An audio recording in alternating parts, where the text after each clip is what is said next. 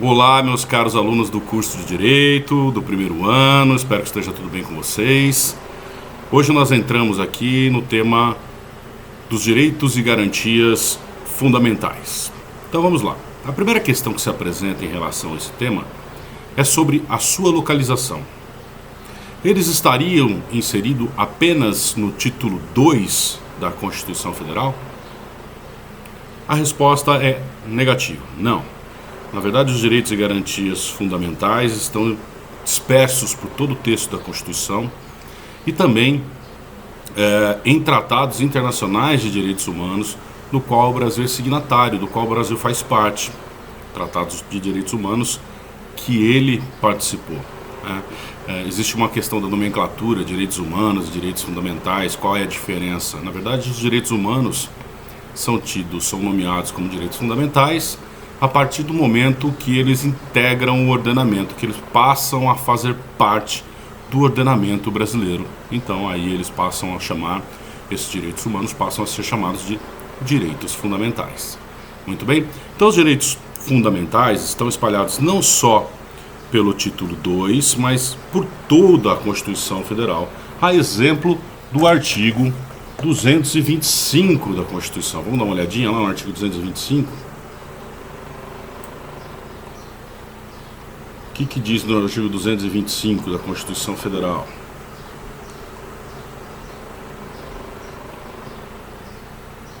Diz o seguinte: todos têm direito ao meio ambiente ecologicamente equilibrado, bem de uso comum do povo e essencial à sadia qualidade de vida, impondo-se ao poder público e à coletividade o dever de defendê-lo e preservá-lo para as presentes e futuras gerações. Na verdade, o direito ao meio ambiente equilibrado, saudável, ele é um direito que vem com a terceira dimensão de direitos fundamentais, ou terceira dimensão de direitos humanos, e passou a integrar o nosso ordenamento jurídico com a Constituição de 1988. E outros tantos direitos especificados na Constituição são tidos como direitos fundamentais, como, por exemplo, o princípio da anterioridade tributária, previsto no artigo 153b da Constituição Federal, que diz que para que os tributos possam ser cobrados, é preciso que eles sejam aprovados num exercício para começarem a valer somente no exercício seguinte. Vamos dar uma olhadinha, artigo 153b.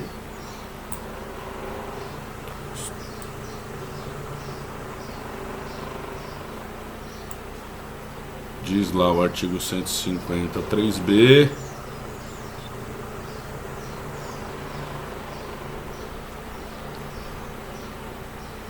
O seguinte: sem prejuízo de outras garantias asseguradas ao contribuinte, é vedado à União, aos Estados, ao Distrito Federal e aos municípios: 3. Cobrar tributos. B. No mesmo exercício financeiro em que haja sido publicada a lei que os instituiu ou aumentou. Esse também é um direito fundamental das pessoas, está previsto lá no artigo 153b da Constituição. Então, os direitos fundamentais estão espalhados por toda a Constituição Federal. Bom, nós vimos que com relação aos direitos fundamentais, estudamos isso em ciência política, mas vale a pena a gente recobrar. Eles vêm sendo instituídos, vêm surgindo ao longo da história. E com isso nós tivemos as gerações de direitos fundamentais, também chamadas de dimensões de direitos fundamentais. Alguns doutrinadores preferem esta segunda denominação de dimensões de direitos fundamentais porque dizem que a nomeação de gerações pressupõe que uma geração se sobrepõe à outra, quando na realidade os direitos fundamentais eles se acumulam. Então as dimensões ou gerações, elas vão instituindo os direitos, mas sem revogar direitos das gerações ou dimensões anteriores. Os primeiros direitos fundamentais, os direitos de primeira dimensão, surgem de uma luta dos cidadãos em relação ao Estado, com o objetivo de limitar o poder do Estado.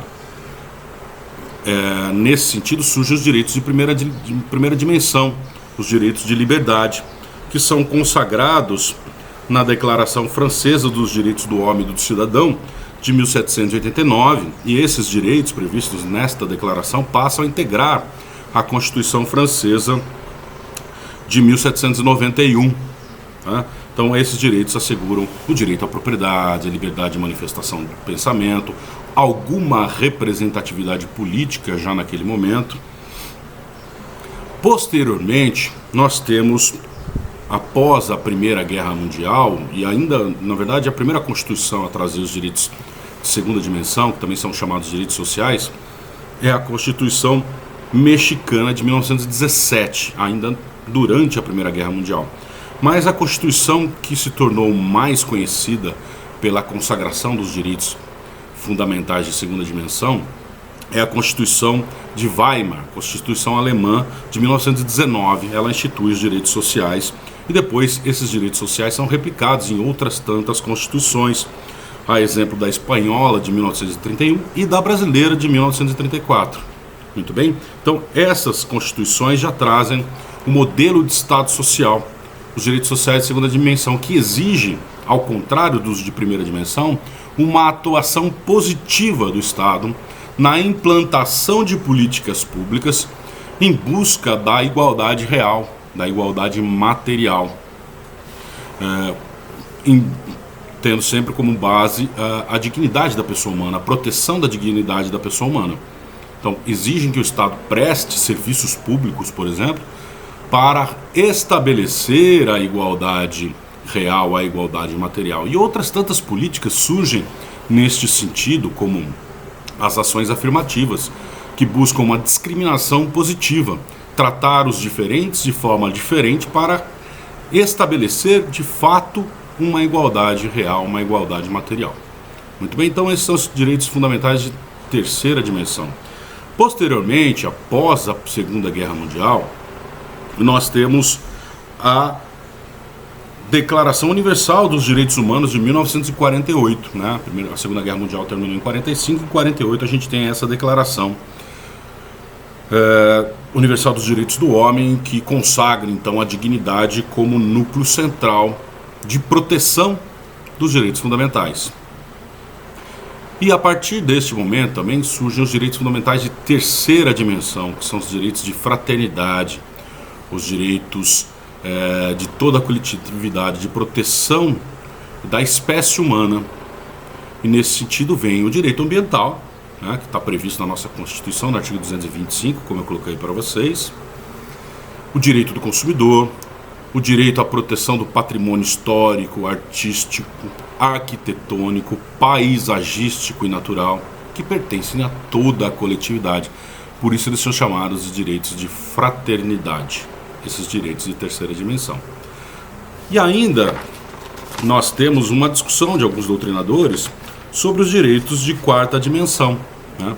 Não existe um consenso sobre esses direitos em si, porque para Norberto Bobbio, por exemplo, essa geração de direitos fundamentais decorre dos avanços no campo de engenharia genética, porque coloca em risco a própria existência da espécie humana, a partir do momento em que é possível a manipulação genética. Mas o Paulo Bonavides coloca um outro rol de direitos como direitos de quarta dimensão, diferentemente do Norberto Bobbio, que é um doutrinador italiano. O Paulo Bonavides, que é um doutrinador brasileiro, diz o seguinte: olha, a globalização política na esfera da normatividade jurídica introduz os direitos de quarta dimensão, que aliás correspondem à derradeira fase de institucionalização do Estado Social, destacando seus direitos à democracia direta, à informação, ao pluralismo, e nós temos o pluralismo consagrado expressamente na nossa Constituição, tá? Então esses são, aqui existe uma discussão sobre os direitos de quarta dimensão, quais seriam esses direitos, mas nós temos um consenso doutrinário sobre os direitos de primeira, segunda e terceira dimensão. Tá legal? Então, e esses marcos importantes que eu falei para vocês, né? A Declaração dos Direitos do Homem e do Cidadão, de 1789, as primeiras constituições que adotam o Estado Social, a Constituição Mexicana e a de Weimar, 1917 e 1919, e posteriormente a Declaração Universal dos Direitos do Homem. São esses três marcos dos Direitos Humanos, perdão, a Declaração Universal dos Direitos Humanos de 1948, são esses os três principais marcos dos direitos fundamentais. Os direitos fundamentais, eles se colocam de uma forma tão importante dentro dos textos constitucionais, de uma forma geral e global, que eles protegem as pessoas, inclusive contra a vontade da maioria, né? Quando nós estudamos aí o poder constituinte derivado reformador, nós vimos que lá no artigo 60 está estabelecido como cláusula pétrea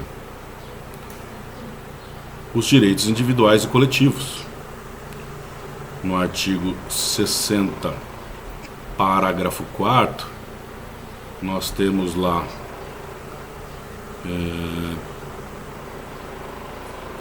a seguinte disposição: a Constituição poderá ser emendada mediante a proposta, e parágrafo 4º, não será objeto de deliberação a proposta de emenda tendente a abolir 4 os direitos e garantias individuais. Embora a Constituição, esse parágrafo 4º do artigo 60, se refira aos direitos e garantias individuais, os direitos e garantias individuais são espécies de direitos fundamentais. Além deles, nós temos os direitos sociais, os direitos políticos, os direitos de nacionalidade, entre tantos outros direitos espalhados pela Constituição e também constantes do título 2 da Constituição, né? Então, o que se entende, qual que é a interpretação que se faz tanto da doutrina quanto da jurisprudência, que esta especificação dos direitos e garantias individuais disse menos do que quis dizer. E a proteção, a cláusula pétrea, não é só em relação aos direitos e garantias individuais, mas em relação a todos os direitos fundamentais. Então, nesse sentido, não seria possível ser objeto de uma proposta de emenda tendente a abolir os direitos fundamentais e não só os direitos e garantias individuais, tá? Atenção para isso. Bom, além disso, nós temos lá no artigo 5º, que é o nosso grande artigo de proteção dos direitos fundamentais, especialmente os de primeira dimensão, os direitos de liberdade, nós temos lá no finalzinho dele o seguinte: parágrafo 2º. Os direitos e garantias expressos nesta Constituição não excluem outros decorrentes do regime e dos princípios por ela adotados ou dos tratados internacionais em que a República Federativa do Brasil seja parte. Vejam só, aqui nós temos então uma ampliação do rol de direitos fundamentais para se incluir dentro desse rol todos aqueles especificados em tratados internacionais de direitos humanos do qual o Brasil seja parte. Alguns doutrinadores dizem que por esta previsão, esses tratados de direitos fundamentais têm status de norma constitucional, estão no mesmo nível da Constituição. Outros doutrinadores não concordam com isso. Por quê? Porque nós tivemos com a emenda constitucional número 45 a inclusão do parágrafo 3º, que diz o seguinte, do artigo 5º também: os tratados e convenções internacionais sobre direitos humanos que forem aprovados em cada casa do Congresso Nacional, em 2 turnos, por 3/5 dos votos dos respectivos membros, serão equivalentes às emendas constitucionais. Esse aqui é o quórum de aprovação da emenda constitucional, a gente estudou isso, né? Exatamente essa tramitação, 2 turnos por 3/5 dos votos dos respectivos membros em ambas as casas, né? Nós vimos isso quando estudamos o poder reformador. Então, alguns doutrinadores dizem o seguinte: olha, os tratados internacionais que foram aprovados anteriormente à emenda 45 e, portanto, de uma outra forma que não a forma que está prevista no parágrafo 3º, não tem status de norma constitucional. Somente aqueles que foram aprovados após a emenda 45, que incluiu o parágrafo 3º, e que foram aprovados, foram internalizados através do quórum de emenda, é que tem status de norma constitucional. O Supremo, numa decisão histórica, e a partir do voto do relator, que era o ministro Gilmar Mendes, entendeu que, de fato, só aquelas normas constantes de tratados internacionais de direitos humanos, do qual o Brasil faz parte, e que foram internalizadas com o Código de Emenda, somente essas têm status de norma constitucional. Tá? E nós temos 2 tratados nesse sentido. Nós temos o Tratado de Nova York e o Tratado de Marrakech. O Tratado de Nova York, ele traz os direitos dos deficientes de uma forma geral e depois virou o Estatuto da Pessoa com Deficiência.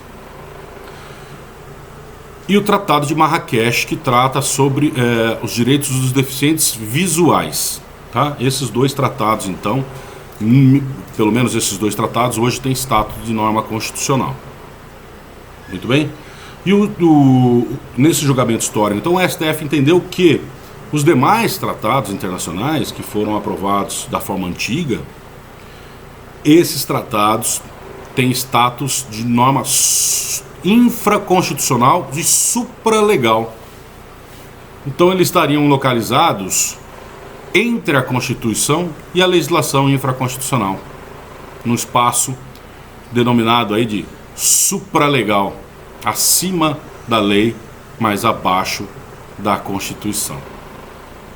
Bom, então, como eu disse para vocês, voltando aqui, a proteção dos direitos fundamentais se dá inclusive contra a vontade da maioria, porque a maioria elege o Congresso que faz a reforma da Constituição, né? Então nós temos lá a representatividade da vontade da maioria. E essa representatividade que está lá não pode suprimir direitos fundamentais por conta do artigo 60, parágrafo 4º, inciso 4 da Constituição Federal. Bom, nós estamos falando de direitos e garantias fundamentais, né? Então nós temos que estabelecer a diferença, o que são direitos e o que são garantias fundamentais. Os direitos são normas de conteúdo declaratório, que declaram direitos. E as garantias são normas de conteúdo assecuratório, que asseguram a defesa desses direitos que foram declarados. Por exemplo, ninguém poderá ser preso senão em razão do princípio da legalidade, né? E do devido processo legal. Se a gente tem uma prisão ilegal que contraria esse direito declarado, nós temos uma garantia, que é também chamada de remédio constitucional, que é o habeas corpus, contra a prisão ilegal. Então nós temos, de um lado, uma declaração de direitos, princípio da legalidade, o princípio da presunção da inocência, e de outro, o habeas corpus, como garantia. Tá? Então, essa é a diferença entre direitos e garantias. Direitos têm conteúdo declaratório e as garantias, conteúdo assecuratório. Muito bem, gente? Então vamos lá. Característica dos direitos fundamentais. Quais são as características dos direitos fundamentais? O primeiro deles é a historicidade. A historicidade significa que os direitos fundamentais decorrem de uma evolução histórica, de conquistas históricas de direitos, de momentos históricos que exigem que direitos sejam criados. Nós vimos aí a Revolução Francesa, nós vimos a Primeira Guerra Mundial, nós vimos a Segunda Guerra Mundial influenciando no surgimento das dimensões dos direitos fundamentais. Muito bem? Então, ele tem essa característica, historicidade. Além disso, ele tem a característica da universalidade. Eles têm essa característica. Os direitos fundamentais têm a característica da universalidade. Significa que deve existir um conteúdo mínimo, um núcleo mínimo de direitos fundamentais garantidos às pessoas, aos cidadãos de determinado estado, né? E essa universalidade, ela é cobrada internacionalmente, pela pressão internacional de outros estados, para que determinados estados respeitem os direitos fundamentais. Muito bem? Além da característica da universalidade e da historicidade, os direitos fundamentais também têm a característica da limitabilidade, gente. Direitos fundamentais não são absolutos, pelo contrário, são relativos.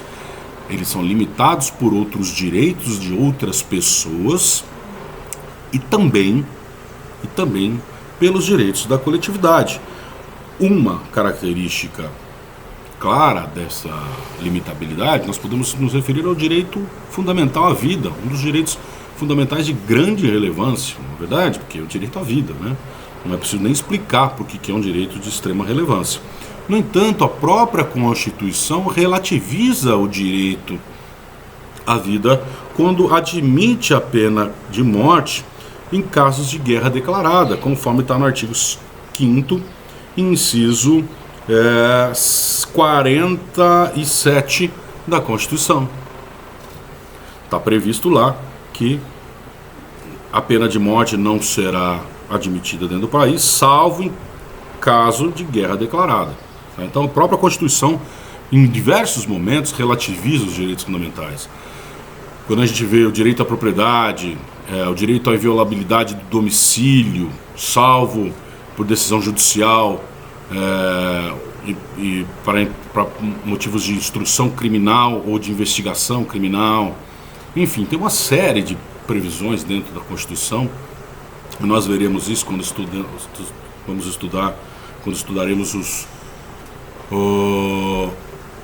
as espécies de direitos fundamentais. Nós veremos essas limitações com bastante frequência. O professor Uadir Lamego Bulos, ele afirma que apenas a vedação à tortura não admite relativização, né? É um posicionamento isolado. Toda a doutrina, de uma forma geral, admite que os direitos fundamentais não são absolutos, que eles podem ser limitados. E hoje em dia a gente vê uma grande discussão sobre isso, com relação à circulação das pessoas, em razão da pandemia, a frequência a espaços públicos como parques e praças. Como é que fica essa situação, né? Pode haver a limitação? Pode, evidentemente que pode, porque está buscando aí a proteção da coletividade, né? A obrigação do uso de máscara. Agora já se discute também, a hora que sair a vacina, se a vacinação será obrigatória ou não. Tem que ser obrigatória, tem que ser obrigatória. É a proteção de toda a coletividade. É o sujeito, mas é a minha incolumidade física.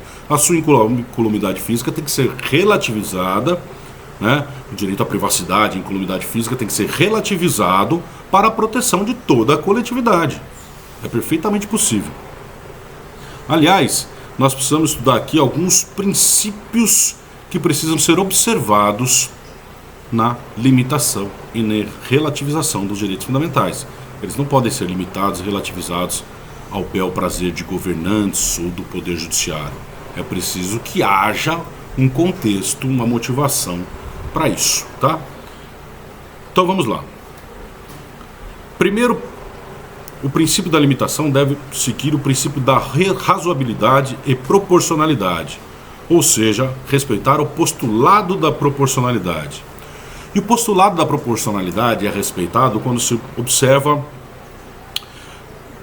3 subprincípios: a adequação, a necessidade e a proporcionalidade em sentido estrito.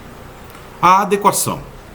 A medida que limita direitos fundamentais tem que ser adequada ao objetivo que se busca, porque a gente viu que pode haver a limitação desde que se vise a preservação de outros direitos fundamentais de outras pessoas ou da coletividade. Então, por exemplo, a medida que eu estou impondo de limitação aos direitos fundamentais realmente é adequada à preservação dos direitos fundamentais de outro grupo ou de toda a coletividade?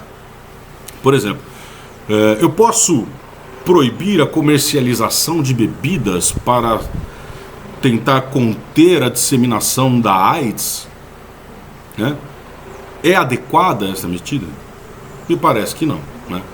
Não é a questão da bebida que fomenta a disseminação da AIDS. Então, seria uma medida inadequada. Então, a medida precisa ser adequada àquela finalidade que se busca.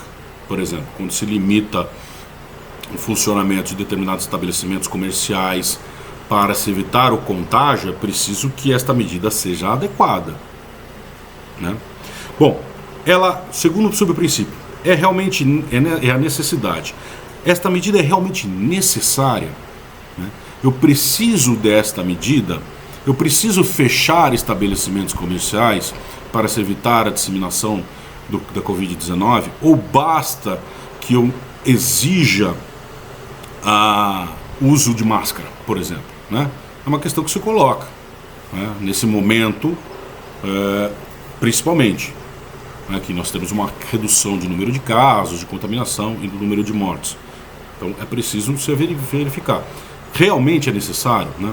Por exemplo, vou eletrificar um monumento público para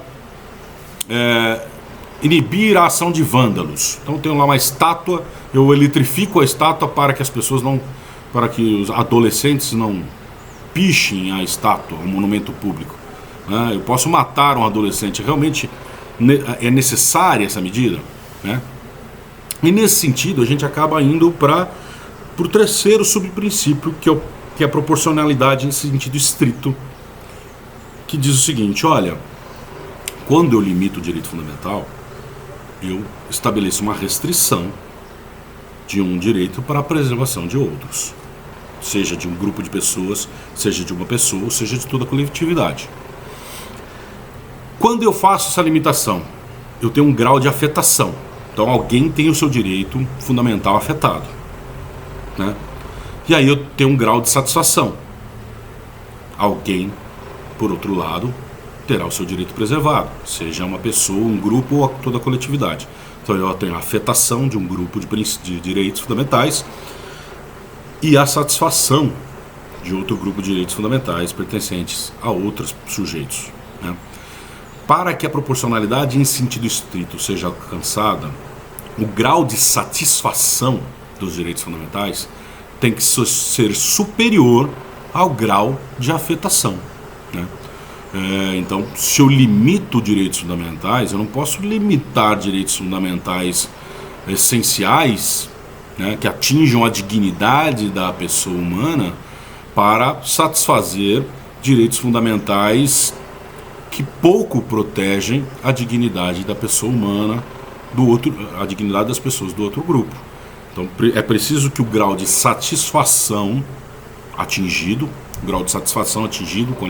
com a limitação, seja superior ao grau de afetação das medidas estabelecidas. Muito bem? Bom, e os direitos fundamentais, além desta limitação que é possível ser feita de forma legislativa, nós temos em algumas situações a colisão de direitos fundamentais.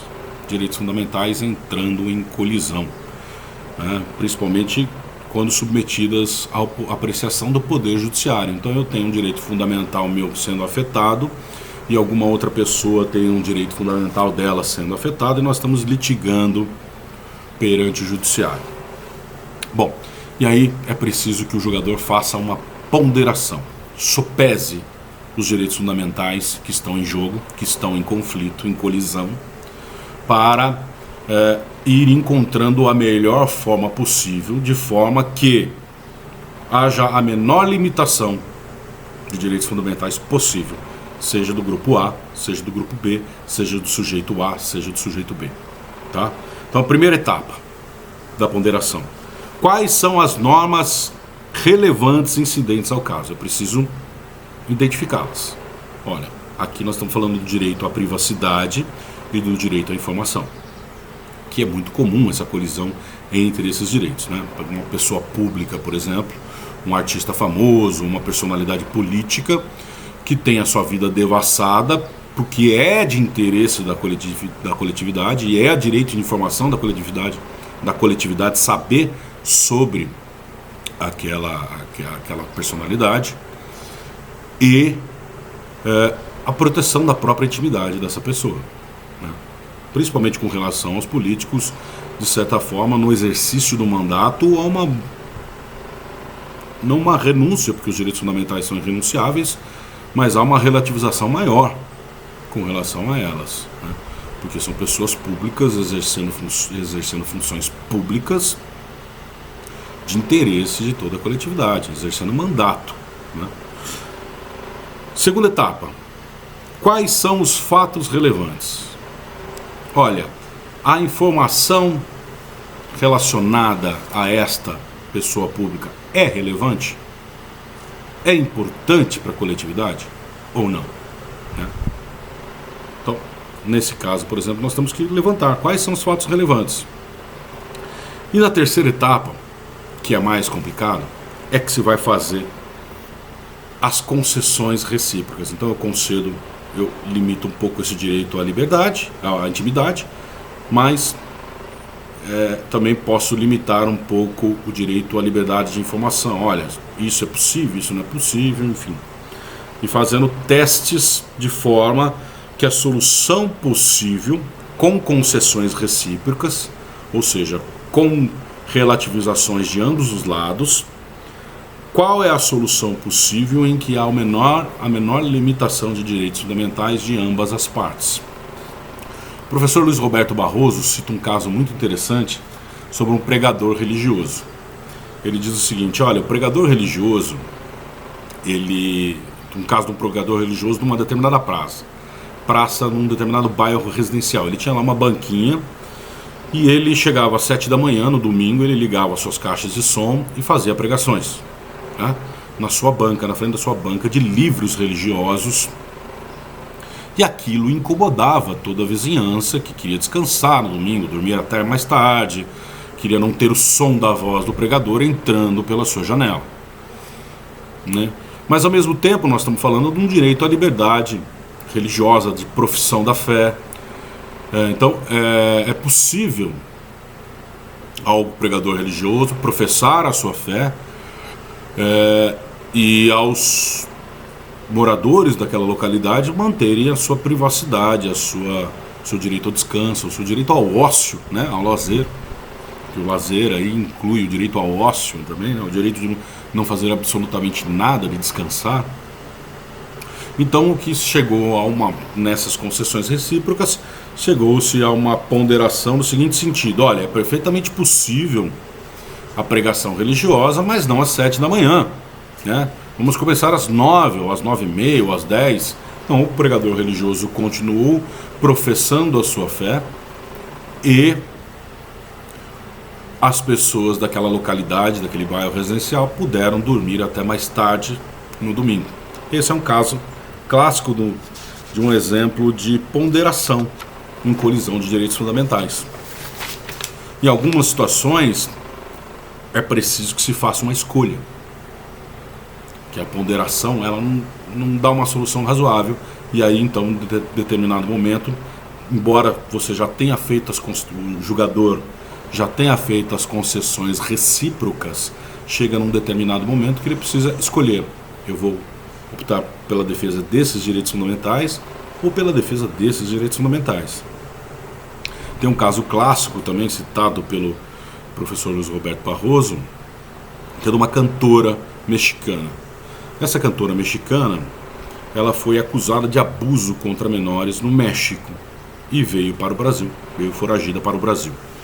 Aqui chegando, em razão do processo de extradição, ela foi presa aguardando a extradição para o México, né?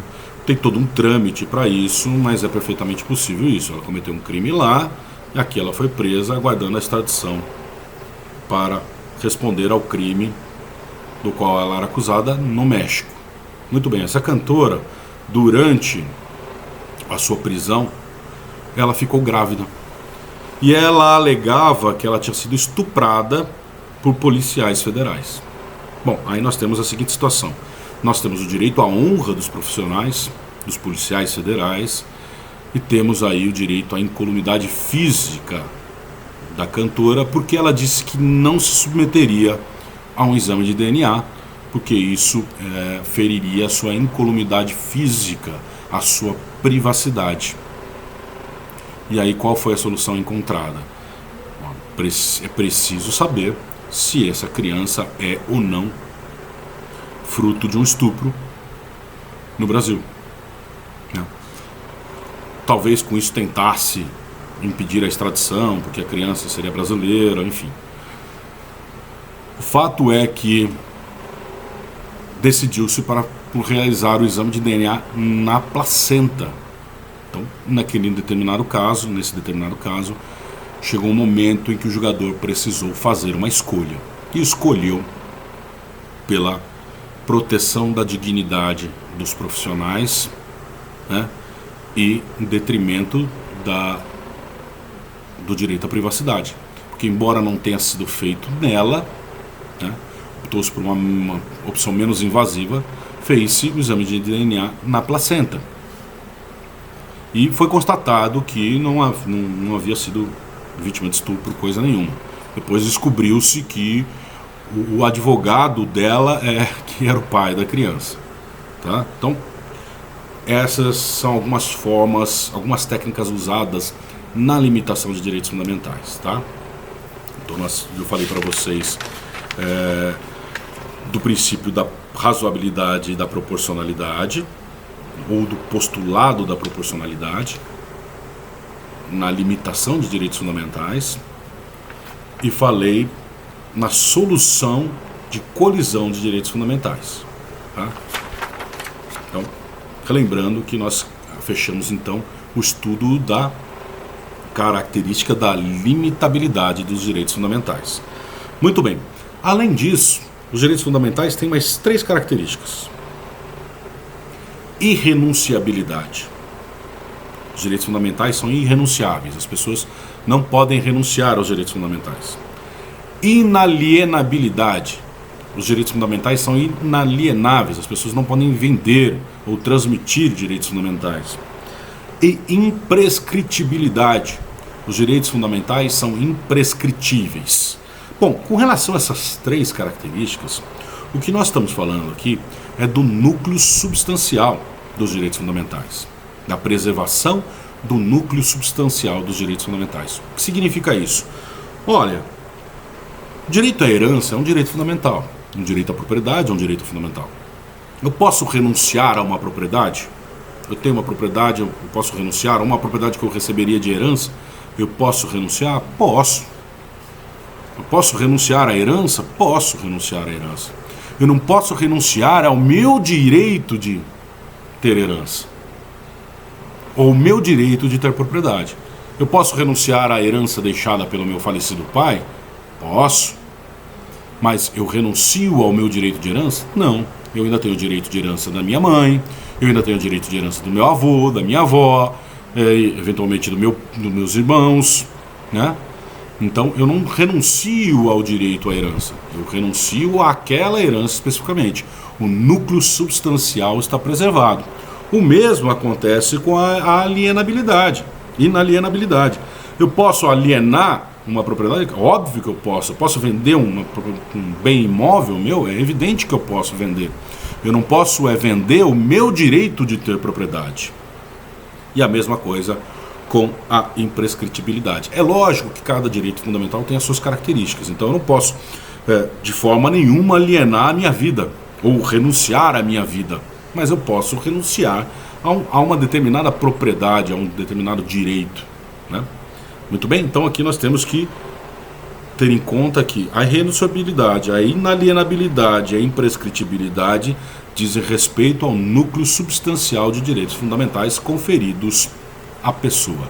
Muito bem, eu vou parar por aqui e a gente volta no próximo bloco com relação a alguns temas a mais. Até já.